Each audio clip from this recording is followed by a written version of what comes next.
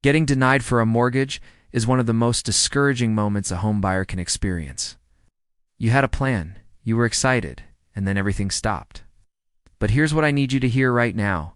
A denial is not the end. It's just a detour. Every single day I work with buyers who were previously denied and are now living in their dream homes. The difference? They understood exactly why they were denied and fixed it before applying again. So let's talk about the 4 most common reasons mortgage applications get denied. Number 1, credit score too low. If your score fell below the lender's minimum threshold, you need a targeted plan to raise it before reapplying. Focus on paying down revolving balances and disputing any errors on your report. Number 2, debt-to-income ratio too high. This means your monthly debt payments are eating too much of your income. Pay down existing debt aggressively, or explore ways to document additional income sources.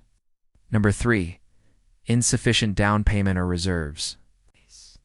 Some lenders want to see that you still have savings left after your down payment. If you drained every dollar, that raises a red flag. Number 4, employment or income instability. Lenders want to see consistent, verifiable income. If you recently changed jobs or are self-employed, the documentation requirements are much stricter. Here's the most important thing. When you get denied, request the exact reason in writing.